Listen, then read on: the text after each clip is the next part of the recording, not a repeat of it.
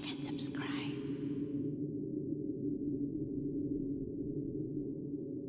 In the 1970s, there had been numerous reports of Skinwalker encounters in central Missouri.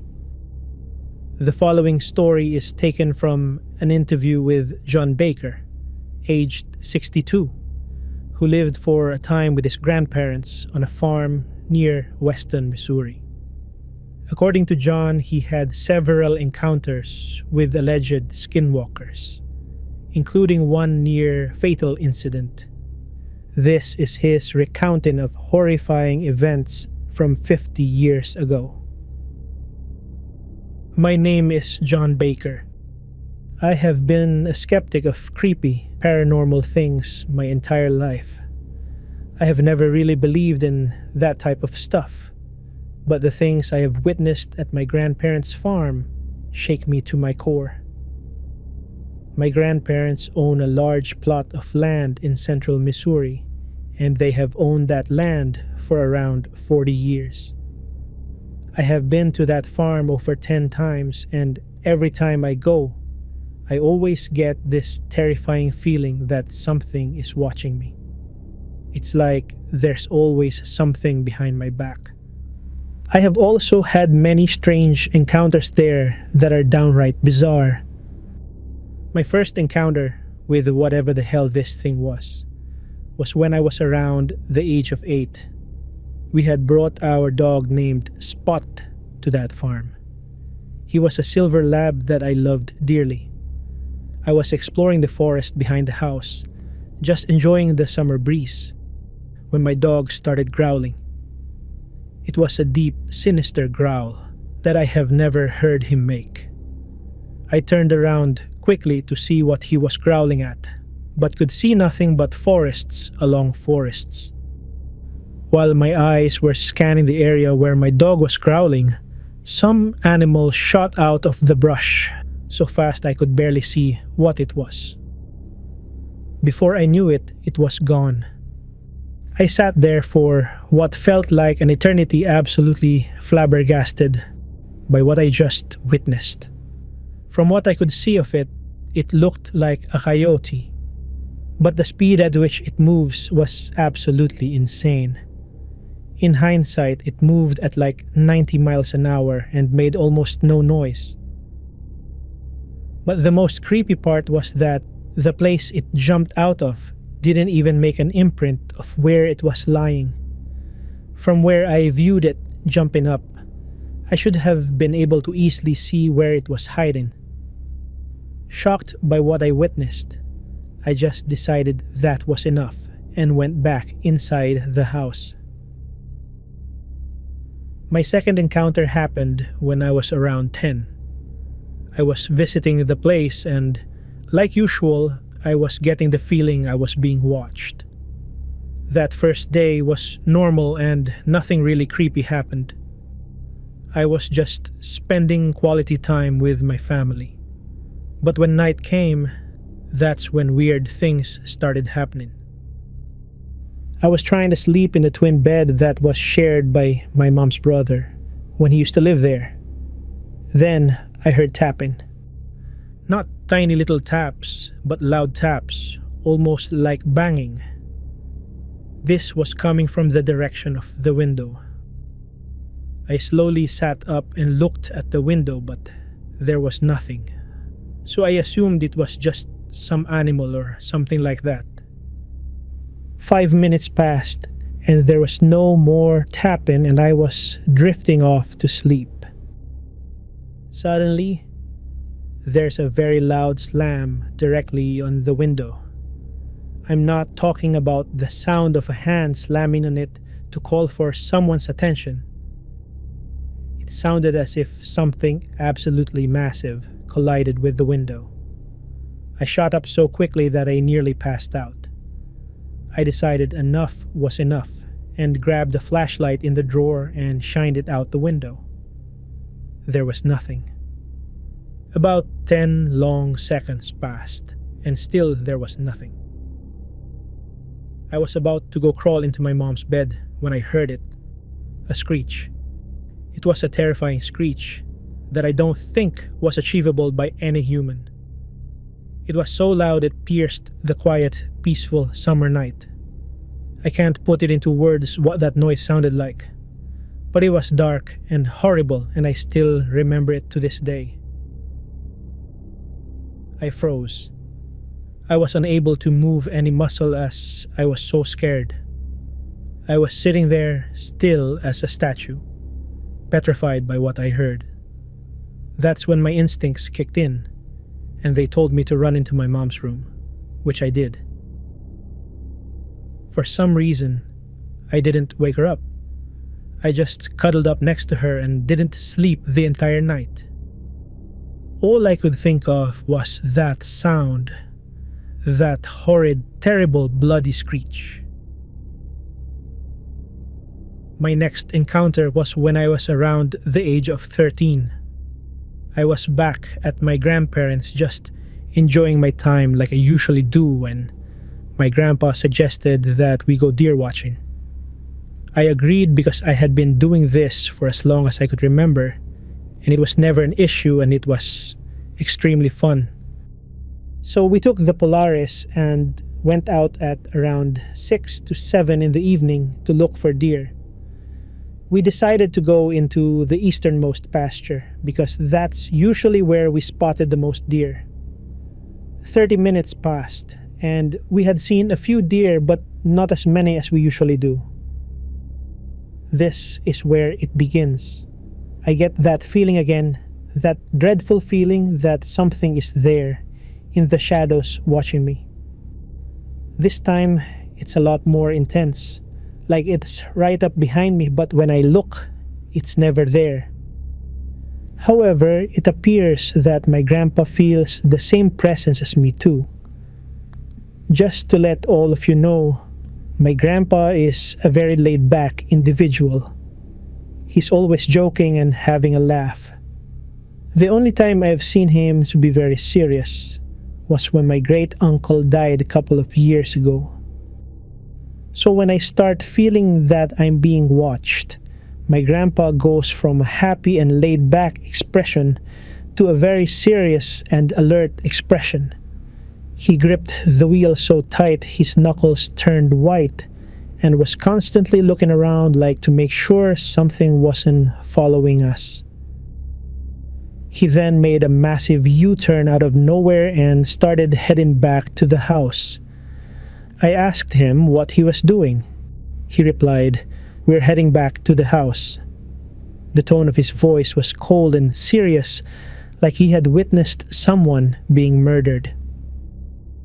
At this point, he was gripping the wheel even harder and was absolutely going pedal to the metal, full speed back to the house. I decided not to ask any questions until we got back to the house, which we did in no time at all. Once we were there, he rushed me into the house, constantly checking his back to make sure something wasn't there. When we were inside, he closed and locked the door tight.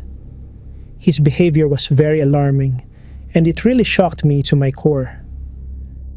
I decided that all of the stuff I had witnessed was enough and only asked him one question. What the hell is going on here? When I said that, he looked at me and gave me a cold expression. He calmly said, "I have some things I need to explain to you." We then sat down for 30 minutes and he explained that this thing that was living on his property has been there since the day he moved in. He and my mother experienced the same thing that was happening to me during the first few years of living here. He explained that he has seen whatever this thing is and that it doesn't like new visitors. That's why I was experiencing all of these problems. He told me about all of the things that he had witnessed and experienced, and they seemed to have been pretty similar to what was happening to me. He told me that he knew this was going to happen to me. They were always watching to make sure I never got hurt because he knew this creature better than anyone else. We talked some more, but all of it was the same. It was now late, and he decided that I couldn't sleep alone, so he had me sleep with my mom. We luckily promptly left the next morning. I have not been back since that day. In addition to my own encounters, there are a few other weird things that happened on that farm. Recently, we brought my sister's horse there, and the first night for the horse was hell. My sister's horse has always been very friendly and not shy around humans. But on its first night, it was just bizarre. It was restless and making noise. The next morning, my grandpa woke up and was doing his usual chores. He went to go feed the horse, and he noticed that the horse was acting very weird, extremely shy and timid. When he took a better look, he was shocked. The horse had 3 10-inch gashes down its side, like something had clawed at it. It was ruled out that the horse ran into the fence, but I think otherwise. Also around the same time, my grandparents adopted a dog and named it Panda. Panda was a Jack Russell Terrier who was 2 months of age. 5 days later, he was found dead with deep puncture wounds on his body with his neck slashed up. They ruled it out as a bobcat or mountain lion, but I also think otherwise. I don't know what the hell this thing is, but something tells me if I go back, good things will not come.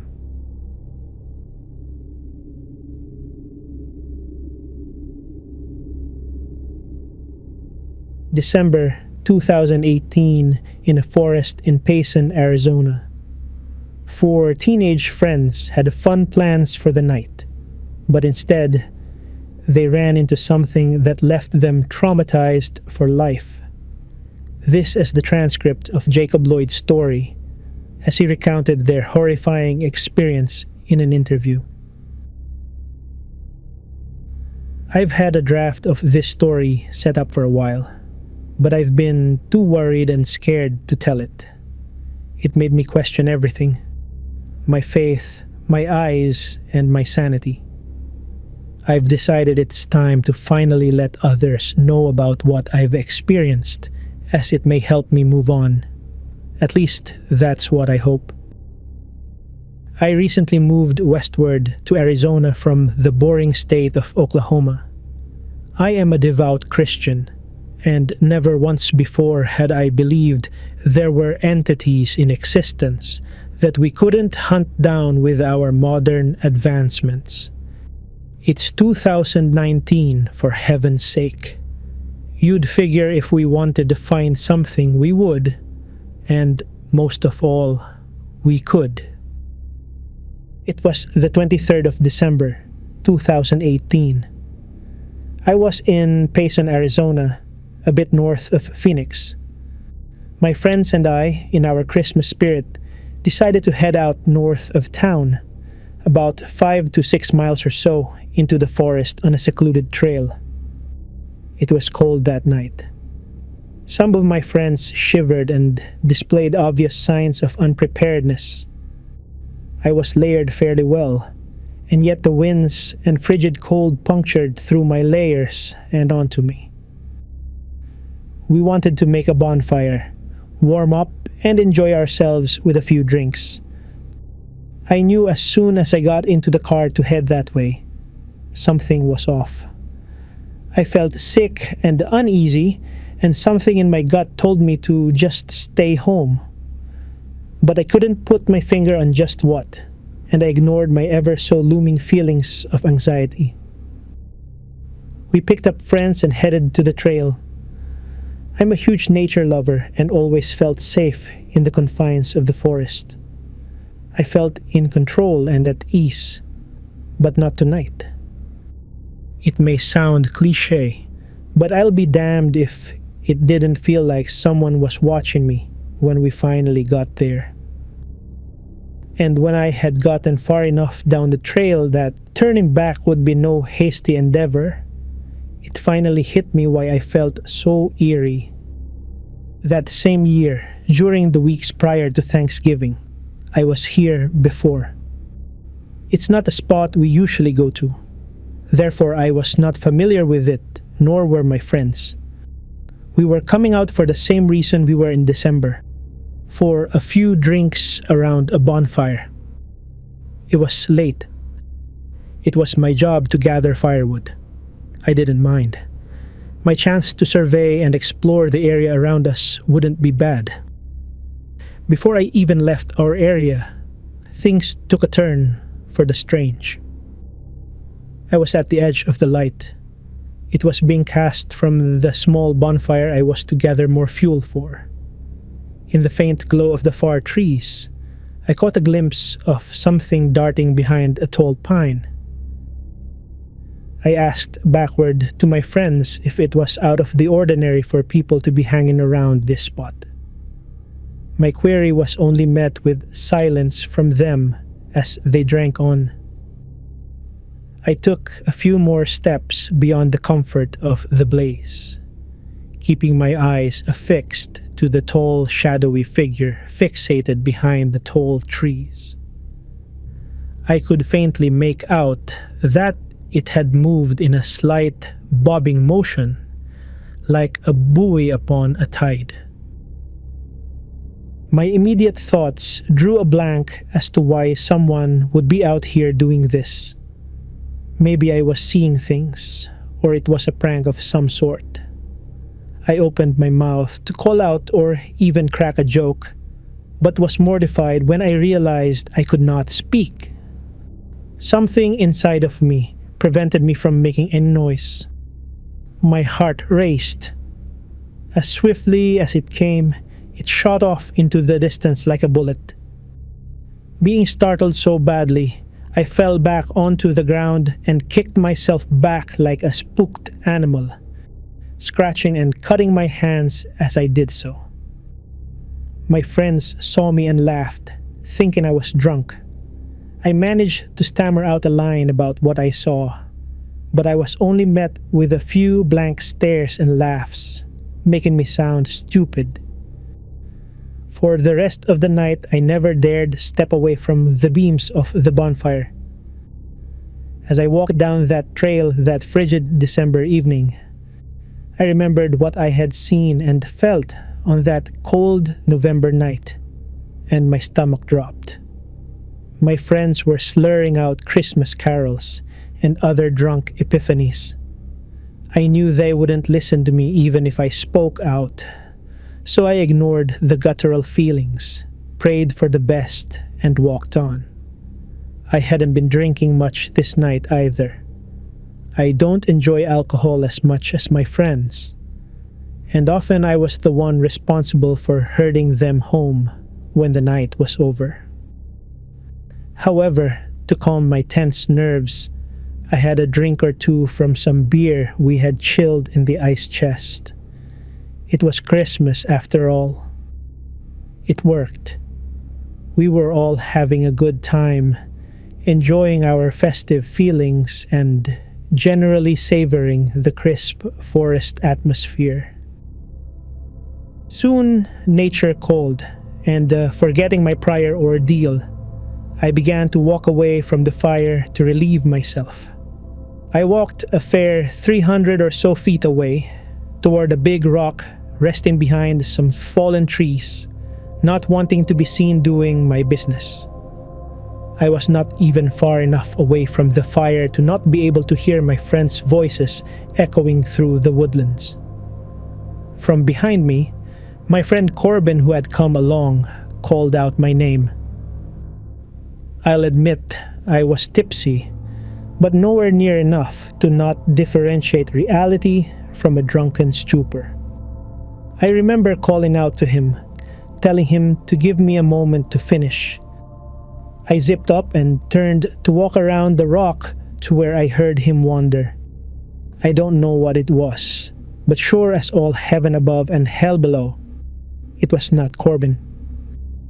It took me a minute for my woozy mind to put this together and stop walking toward it. I am thankful I did. This being stood tall, at least 6 to 7 feet. Its eyes burned like our fire. It moved from a dog-like four-limb position to standing tall. The light from the moon on this cold night radiated the body, showing off its dark, slender shape with an inhuman sheen. I began to sob, violently. My mind ran in panicked circles. Seconds felt like lifetimes as my world ground to a halt at the clawed feet of the beast that I was sure was going to take my life from me right then and there. I did the only thing I could think to do.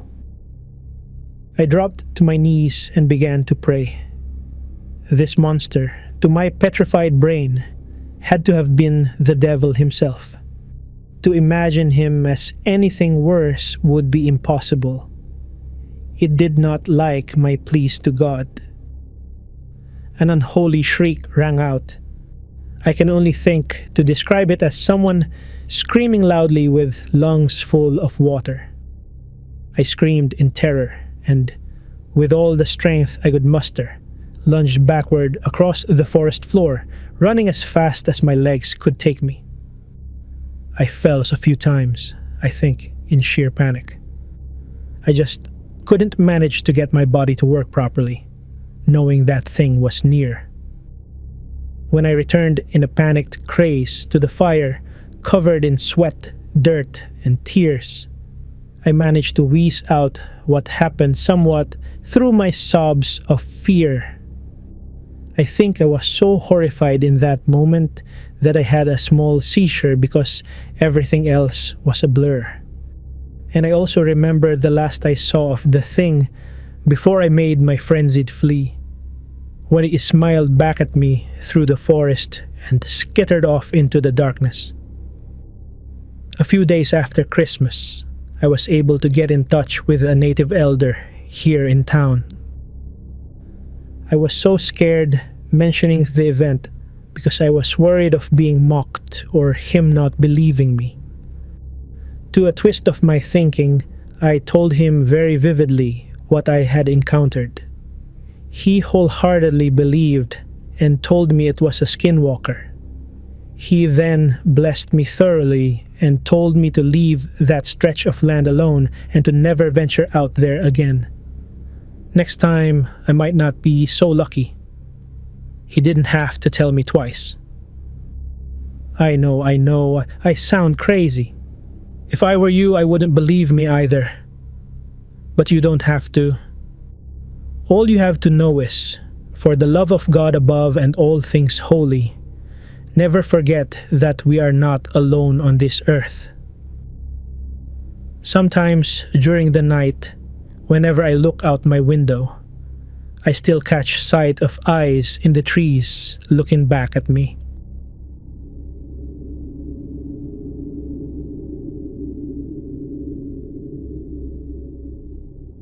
In July 2006, Matt Johnson noticed some cows and horses were missing from their farm in West Virginia. He investigated the nearby woods and found an unexplainable being. What followed was a desperate fight for his life. This is a transcript of his interview, in which he recounted his horrifying experience. My name is Matt Johnson. I live in West Virginia in a rather secluded part of the state, so I'm surrounded by trees and wilderness. I have lived here all my life and have heard many stories about Mothman, cryptids, wendigos, and skinwalkers. Being one of the oldest among my siblings, I dismissed these folk tales for years, but I was soon proven wrong. In the following days, I would be terrified, fearing for my life as I was stalked by something supernatural. When I was 17, I was home alone for a good portion of my summer vacation. As it was getting late, I began turning off all the lights in our farmhouse. While doing this, I happened to look out the window toward the tree line, There I saw what looked like a pair of glowing eyes. I took off my glasses, rubbed my eyes, and looked again. It seemed like I was imagining things, but little did I know, I wasn't. That thing would soon become the bane of my existence. The next morning, I woke up and went about my usual routine. I checked the barn, the cattle, and the horses. To my surprise, a few cows were missing. I told myself I must have miscounted the day before, but something else caught my attention. Some of the fencing near the cows was broken. I noticed tracks leading in and out of the pen, but they didn't belong to any animal I recognized. And I know my tracks. I figured it was a mix of cow, coyote, and wolf prints. Out of curiosity, I followed the tracks as far as I could, which led me about 50 feet into the woods. As I ventured into the trees, I couldn't shake the feeling that something was watching me. I looked around, but all I saw were trees. I told myself I was just tired and headed back to the farm. I quickly put up some temporary fencing with chicken wire to hold until my family returned. Later that evening, after a rough argument with my girlfriend, I decided to go for a walk to clear my head. I grabbed my phone, plugged in my headphones, and listened to music as I walked deeper into the woods. As night fell, I realized I had wandered too far and couldn't recognize my surroundings. I pulled out my phone and used the flashlight to guide my way back. While making my way back, my flashlight briefly caught something in the trees. It looked similar to what I had seen the night before, but it disappeared before I could get a closer look. Even though I was 17, I was freaked out. I quickened my pace, trying to leave the woods as fast as I could. Suddenly, a loud howling noise pierced through my music. Startled, I paused the music and took out my headphones. The howl came again. It was deep, scratchy, and nothing like a wolf or coyote. It was like someone trying to yell with a sore throat. I froze in my tracks, my heart pounding in my chest. I looked around, shining my flashlight through the trees, but saw nothing. Everything was eerily silent.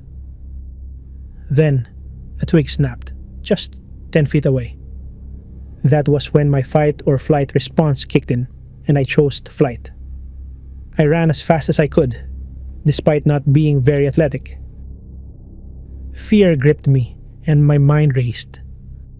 After what felt like hours, I finally saw the edge of the forest and the farmhouse, still lit from the lights I hadn't turned off. As I jumped over the fence, I made the mistake of glancing back.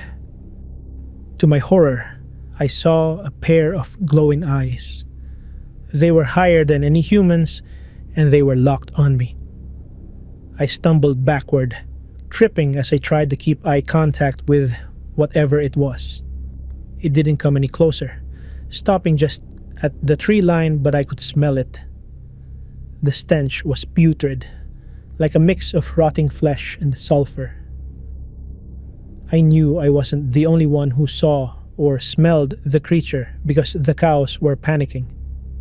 After calming them down, I returned to the farmhouse, turned off the lights, and grabbed my binoculars. Looking back toward the tree line, I hoped what I had seen wasn't real. But there it was, those glowing eyes staring back at me. My heart leaped into my throat. I stumbled backward, slammed the door, and locked it. I rushed to my room, grabbed the shotgun from my closet, loaded it, and placed it under my bed for a peace of mind. I tried to sleep, but every time I closed my eyes, I saw those eyes. Eventually, I must have dozed off because I woke up to the sound of the roosters and my alarm. I went through my routine, but this time I took my shotgun with me. When I reached the broken part of the fence, I noticed the temporary wire I had put up was torn and blood stained the ground, probably from one of the cows it had taken. I still didn't know what I had seen, but I knew I would soon face it again. I ventured into the tree line about 10 feet and yelled, "I do not fear you. You cannot hurt me." My voice was firm, but in response, it let out a blood-curdling screech. I turned and ran back to the farm without looking back, a mistake I would regret that night. As night fell, I locked every door and window, then hid in my room with my shotgun. For about 10 minutes, there was silence. Then I saw it, closer this time, maybe 30 or 40 feet from the farmhouse. I knew it had seen me because we locked eyes. I quickly ducked down, and when I looked again, it was even closer and just 10 or 20 feet away. I opened the window and yelled at it, trying to show I wasn't afraid. It didn't move, just stared. I slammed the window shut, locked it, and pulled the curtains closed. Hours passed, or so it seemed, before I heard a loud banging on the front door. It wasn't just the door. There were noises all around me. Screeches, bangs, and inhuman sounds echoed through the house. Suddenly, every window downstairs shattered at once. In that moment, I thought, this is how I die. What happened next still feels like a dream. I heard animal-like noises coming from downstairs, the same blood-curdling howls and screeches. Then there were hoof steps racing up the stairs. The smell hit me again, that same putrid stench of rotting flesh and eggs left in the sun. I nearly threw up. I covered my mouth, trying to stifle my breathing, but it didn't matter. It had my scent. It found the room I was in. It banged against the door, and I ran to hold it shut, dropping my shotgun in the process. It kept banging and scratching, screaming with the rage. I pushed with all my strength, but then I saw the dresser. I managed to shove it against the door, buying myself a little time, though I knew it wouldn't be enough. With my mind racing and heart pounding, I considered my options. Jump out of the third-story window or fight. I chose to fight. I waited, and when it finally burst through the door, I aimed my shotgun at its grotesque face. It was a horrific mix of human and deer, with antlers about 3 feet long. I pulled the trigger. I racked the shotgun and fired again, over and over. It howled in pain, and eventually it retreated, leaving a trail of blood. I chased it down the stairs, through the hole it had made in my door, and into the tree line, firing my pistol at its retreating form. I stopped at the edge of the forest, yelling that I wasn't afraid. It howled one last time, not in anger, but in defeat. As I returned to the farmhouse, the rain began to fall. Strangely, nothing in the house was broken except for the door. When my parents returned the next day, I told them I had caused the hole in the door in a fit of rage. They believed me, and I got yelled at, but I knew I had kept them safe from whatever that creature was. That was 2 years ago, back when I still lived on the farm. I've since moved out and am now attending college, but I stay in touch with my family. I always ask if they've seen any unusual tracks or heard any strange noises. To this day, I wonder if it's still out there, waiting for me to return, seeking revenge for what I did those years ago.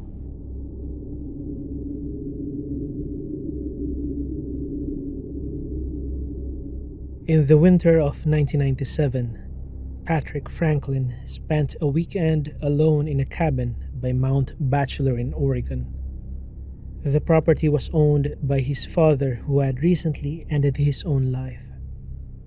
He thought he was alone to grieve with his pet dog, Midnight, but unexplainable incidents began to happen.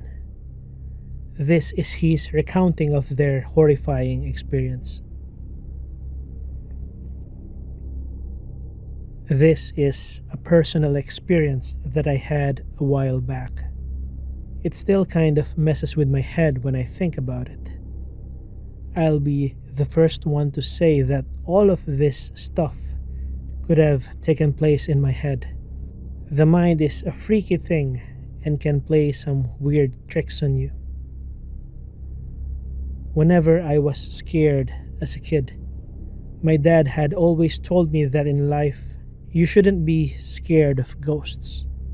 Fear the living because they can actually hurt you.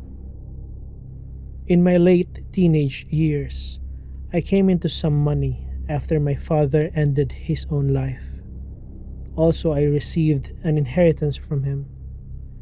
At the time of my dad's passing, he and my mom owned a cabin up in Oregon by Mt Bachelor. The cabin had been put up for sale since my mom could no longer afford the payments, and renting it out was not covering the payments either. The cabin was set to go on the market for sale in less than a month, and it was in the process of finalizing all of the paperwork with the realtor and lawyer. So for that month's time, the cabin was not going to be rented out any longer, and it was going to be vacant. I saw this as a chance to get away for a while and maybe clear my head in light of all the things going on. I quit work, packed up my snowboarding gear, grabbed my dog, and headed up in my dad's car that he had willed to me. I drove to the cabin. Now, this was our family cabin that my parents rented out throughout the year when we were not using it. I had the keys and also had the code for the alarms, so I did not feel the need to stop at the rental management company and advise them of my stay. This strictly had nothing to do with my coming story, but felt the need to mention it anyway. My first 2 days at the cabin were normal and nothing unusual happened. I spent my days playing with my dog in the snow and snowboarding. At night, I spent the time playing PlayStation or listening to music, drinking and smoking out on the balcony. I had already stocked up on food, cigarettes, and liquor, so I was pretty much a shut-in aside from occasionally hitting the slopes. With my dog as my company and my PlayStation as entertainment, I was quite content, and I started to feel relaxed after all the drama that had preceded my outing. The cabin itself was 2 stories.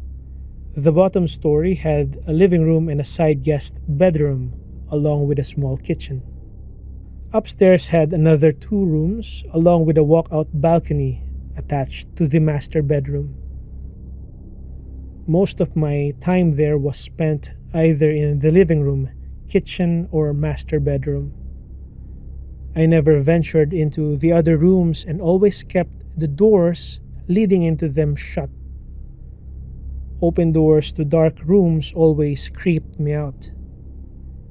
Anyhow, the 3rd day came around and I was going through my usual routine of playing with my dog. His name was Midnight, by the way, and he also since passed. The rest of the time I was playing games and watching movies. That day, snow was falling pretty heavily, so I did not feel like trekking down the hill to the main road in my car and decided to stay in. That's when things started getting a bit weird. In our area, There were only two other cabins adjacent to ours. Maybe they are a block away from each other. All other cabins aside from those two were around a mile away from ours. Surrounding us was mostly forest and very tall pine trees. They are really tall, and this is important for later. Both these cabins were empty, and from the past couple of days, I knew that no one was currently staying there. Now that we have enough background, I'm going to jump to the weirdness. Around midday, while outside with my dog, I noticed what looked like footprints in the snow around the area surrounding our cabin. It was still snowing, so the footprints looked semi-fresh, like someone had been there in the last 20 to 30 minutes before me. I thought that maybe someone was staying in the cabin near me that I may not have noticed. Maybe they were just shut-ins like me. The prints lead away from my cabin and they disappeared in the snow towards the denser part of the trees. I disregarded the footprints and went back inside. Nighttime came around and I decided to head to bed. My dog Midnight was lying on the bed with me when I noticed his ears perk up to a standstill and listening position. This was followed by him quickly jumping off the bed and running downstairs to the living room. So I lay in bed and stayed silent. I was kinda freaked out, and I could hear him moving around downstairs back and forth. After around 5 minutes, he ran back upstairs to me and started to do his dog dance. It's a sign that he had to pee or that he wanted to go outside. Oh well, I can't say no to him, so we both went downstairs to the outside driveway for him to do his thing. Only he didn't want to pee. As soon as we were outside, he started to pull on his leash, trying to drag me to where he wanted to go. He just kept looking into the dense part of the trees where the prints had been earlier. But he also kept sniffing the side of the house and looking up towards the roof. After he figured out that I was not going to go where he wanted, he sat himself down and just stared into the darkness. It's a bit unusual for him, but maybe there are forest animals out there that he wants to chase down.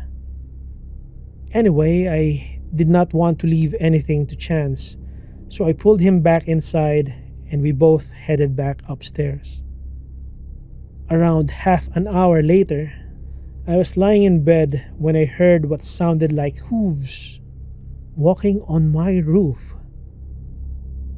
It was only a series of around 6 steps, and I rationalized that it could be a pine cone falling from a tree onto the roof. Perhaps it's a kind-hearted forest animal running around. But here's the thing. The steps seemed to be spaced apart, like a man-length stride, so it was really freaking me out.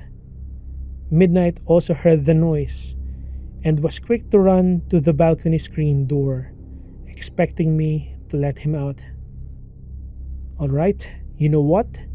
I am a tough guy, and at the time considered myself to be fairly well built and strong enough to handle myself. So I grabbed my coat and shoes along with my cigarettes and flashlight, and I went out onto the balcony. What's there to worry about, right? As soon as I was outside, I lit up my cigarette and started canvassing the roof with my light. There was nothing up there, and the snow on top was undisturbed. Funny, it must have all been in my head. But what about Midnight hearing the noise? Maybe he was just feeding off my fear or paranoia. He never acted that way before. I started to calm down and relax again. My eyes started to adjust to the darkness and I kept smoking. Then I just stared at the stars and trees next to our cabin. That's when I saw it. In a tree that was a little taller than our cabin and around 20 feet from the balcony, I saw what looked like a man crouched in a squatting position in between two branches. It was squatted in one branch, and its arms were extended above its head, holding on to the branch above it. Oh God, what the hell is that? I wasn't sure if I was really seeing this thing, and stood just staring and sat there motionless. I noticed Midnight stand up and start pacing behind me and lightly barking at the same time. The thing still did not move. I put my cigarette out and was debating on shining the light in that thing's direction, but something in my head kept screaming not to. So I walked backward to the inside of the room and pulled Midnight with me. Once inside, I locked the door and shined the light in that thing's direction, but there was nothing there anymore. I shut the curtains of the screen door and retreated back to bed. But later on in the night, I heard light tapping at the screen door, like someone was tapping on the glass with their fingers. It was consistent and did not stop for nearly an hour. Midnight seemed to stare at the door, but he wouldn't go near it anymore. The weirdest part was that I had a feeling like someone was inviting me to open the door. But at the same time, I kept hearing my dad's voice in my head telling me to stay in bed and not to do it. I listened to my dad's voice and just stayed where I was. I passed out eventually and woke up in the morning, and everything was normal. I did stay the whole week after that night. The reason was that I really had nowhere else to go. My mother had sold her house and was staying with family, while the sale of her new house was going through. Her family was one I did not get along with. Also, I could not go to my dad's side of the family because they partially blamed me for his death, and at the time I did not feel like being consoled by friends. Thankfully, the rest of the week I spent there was non-eventful, and nothing else out of the ordinary happened. I totally admit that it could have been all in my head. A lot of stuff was going on at the time, and I was pretty messed up from all the drama. That incident still scares me. I actually sleep with night lights around the house and have flashlights placed in each room along with other items, just in case something similar happens again.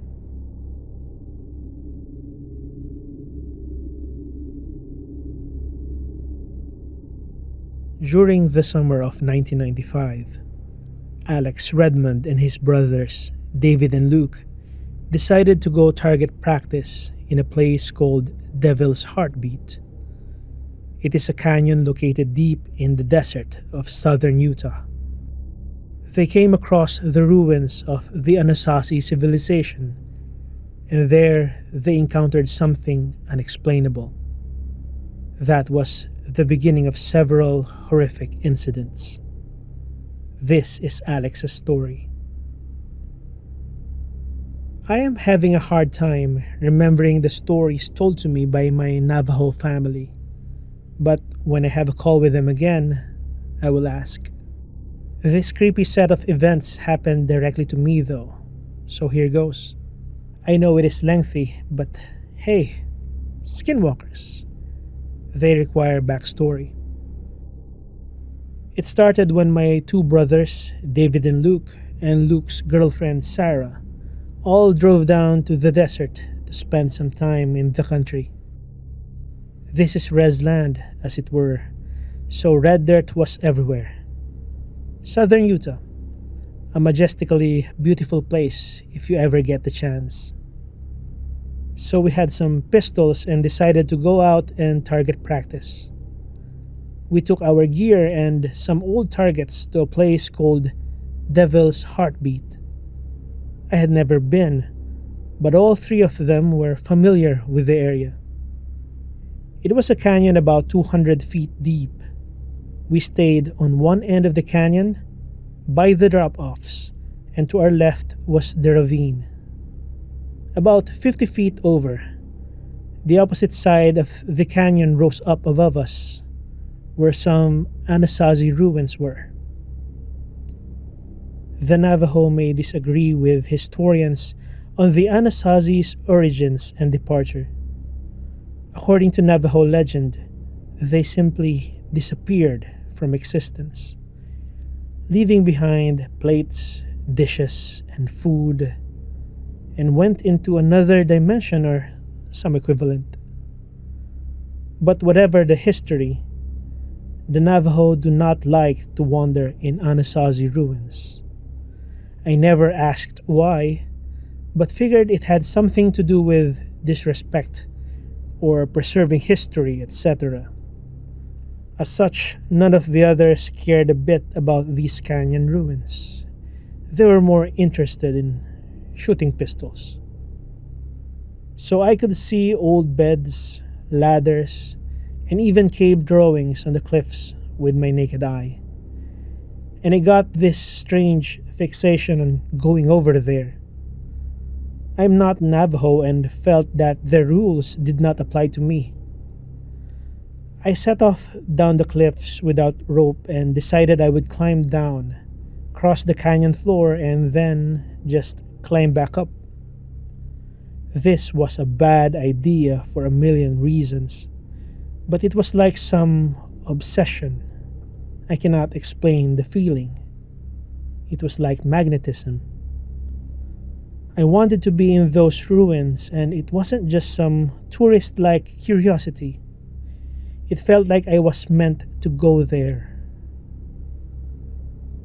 I kept slipping and getting stuck on the rocks and was so frustrated I almost started crying.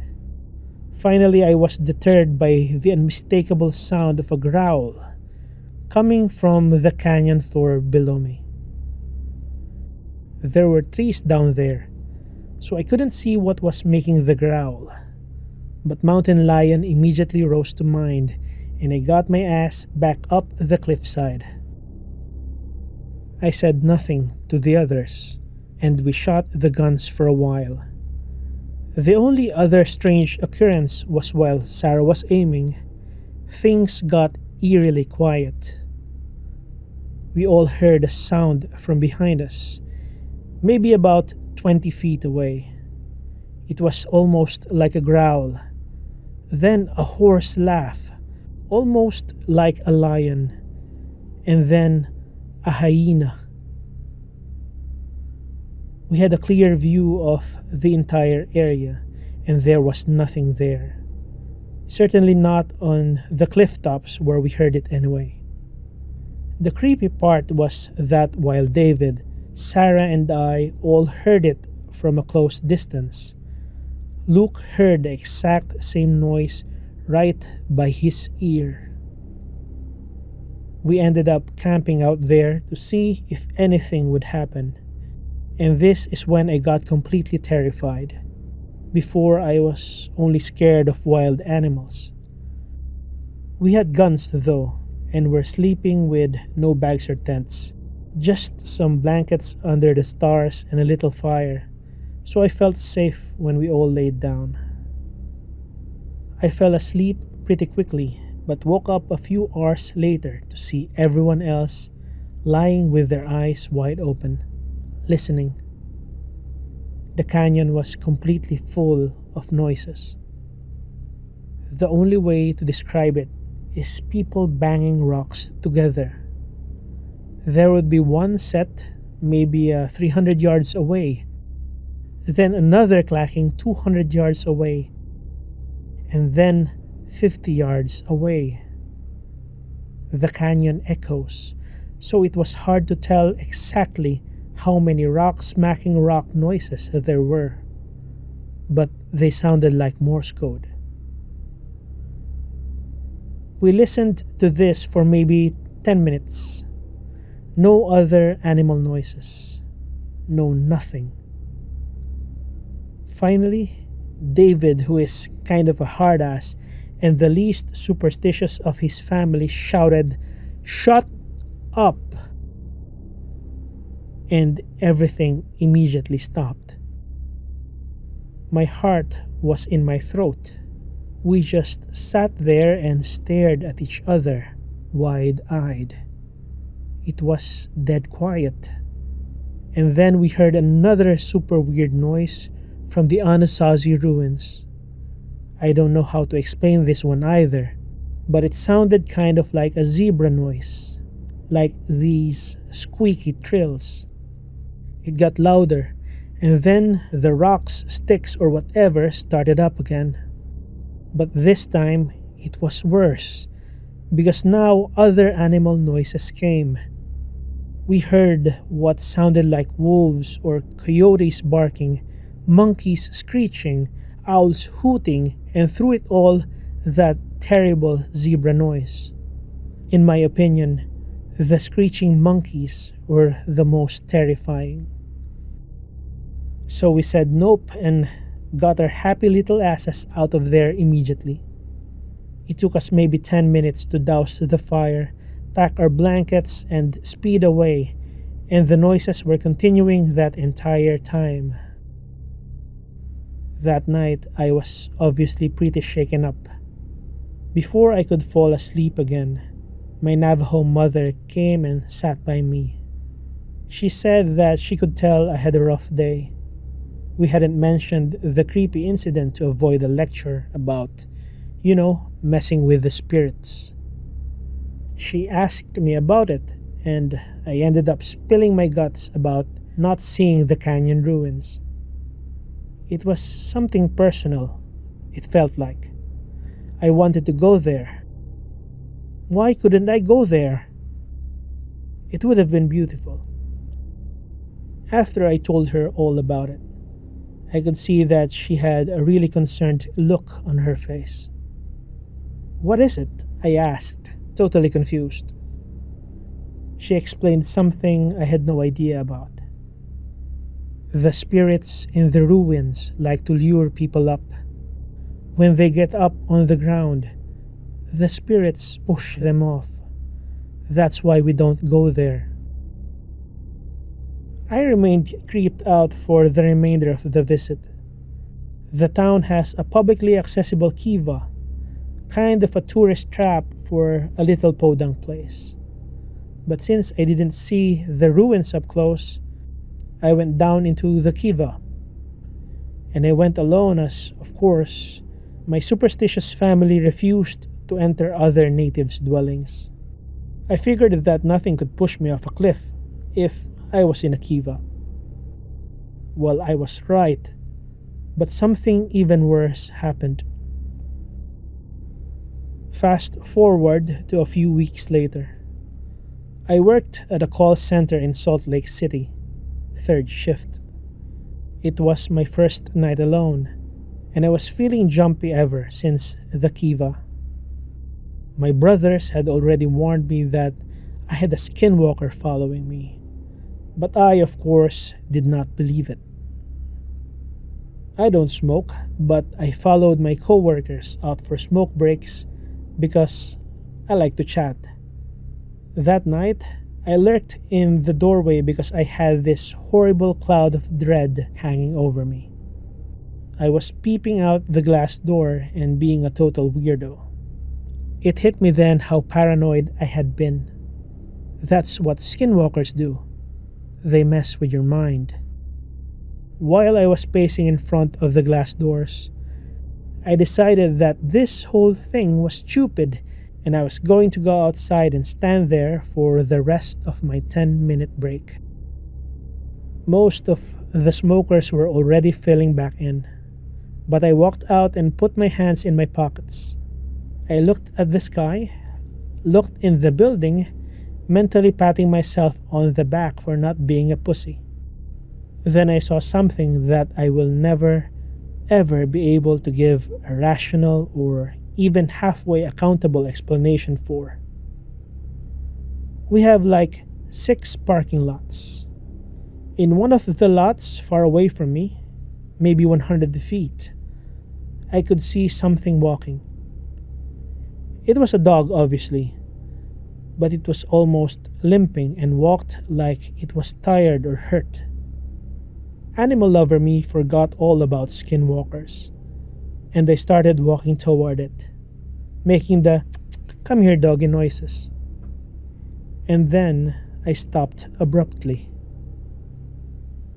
The dog had the body form of a greyhound, and it was grey, but there was something very wrong with it. It had bloody legs and limped, but it walked more like a person would on feet and hands. Its butt was moving to and fro, if that makes any sense. When it heard me, it just stopped without turning, something I've never known any dog to do. And finally, it looked over its shoulder at me. This dog was looking at me the way a person does. It had huge eyes, way too big for a greyhound, and its teeth were bared like it was considering biting me.